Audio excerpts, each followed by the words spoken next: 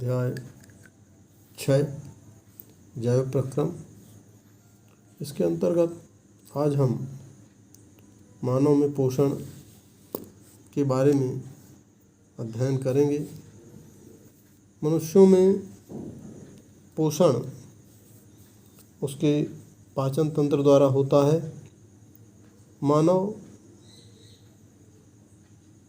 के जो पाचन तंत्र होता है उसमें आहार नली और उससे संबद्ध ग्रंथियाँ होती हैं। इसमें मनुष्य सबसे पहले भोज्य पदार्थों को एकत्र करके और मुंह के द्वारा भोज्य पदार्थ को अंतर्ग्रहण करता है। ये आहार नली का चित्र है मनुष्य की। तो भोज्य पदार्थों को सबसे पहले मुंह में लिया जाता है और मुंह में दांत होते हैं। तो सबसे पहले मुंह में दांतों से अच्छी तरह से चबा करके और भोजन को एक प्रकार से छोटे छोटे टुकड़ों में बांटा जाता है। फिर इसके बाद यहाँ ये मुख के दोनों तरफ ये लार ग्रंथियाँ होती हैं। उन लार ग्रंथियों से लार निकलता है। उस लार में एमाइलेज एंजाइम होता है और वो एमाइलेज एंजाइम भोजन को शर्करा में परिवर्तित करता है। इसीलिए जब हम ज़्यादा चबा के भोजन को करते हैं तो वो हमें ज़्यादा मीठा लगता है। तो उसका कारण है कि भोज्य पदार्थ के छोटे छोटे कणों में टूटता है और लार उसको पचाने लगती है। तो जो भोज्य पदार्थ के छोटे छोटे कण हैं वो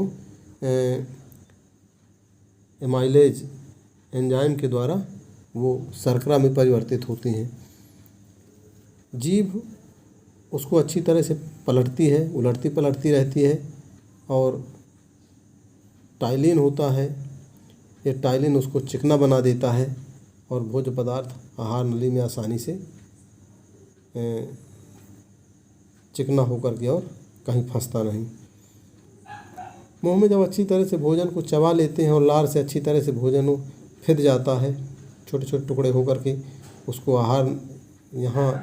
आहार नली की ग्रसिका से होते हुए और ये ग्रसिका से होकर इसको अंतर्ग्रहण किया जाता है। ये ग्रसिका में कोई एंजाइम वगैरह नहीं निकलते। इसमें क्रमकुंचन की गति होती है। ये सिकुड़ती फैलती है और इस क्रमकुंचन की गति के कारण ये भोजन को आगे ले जाती है और आगे ले जा कर के और यहाँ से भोजन ये आमाशय में पहुँच जाता है। आमाशय में जठर रस निकलता है और इस जठर रस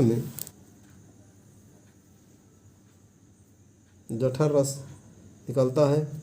इस जठर रस में हाइड्रोक्लोरिक अम्ल होता है और हाइड्रोक्लोरिक अम्ल के साथ साथ उसमें एंजाइम, पेप्सिन और श्लेष्मा जैसे पदार्थ होते हैं जो भोज्य पदार्थ को पचाते ही हैं।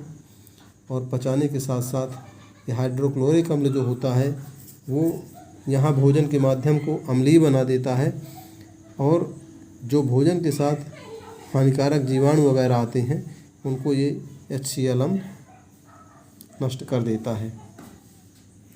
अब चूँकि HCl अम्ल है और वो आमाशय की दीवारों को क्षतिग्रस्त कर सकता है, इसलिए जठर रस में म्यूकस नाम का एक पदार्थ पाया जाता है जो हाइड्रोक्लोरिक अम्ल से आमाशय की दीवारों की रक्षा करता है। आमाशय में पूरा भोजन आमाशयिक रस से पूरी तरह से भीग जाता है और यहाँ भोजन का पाचन होता है। इसके बाद भोजन आमाशय से आगे बढ़ता है और ये यहाँ से आगे बढ़ा और ये यहाँ पर क्षुद्रांत में पहुँचा।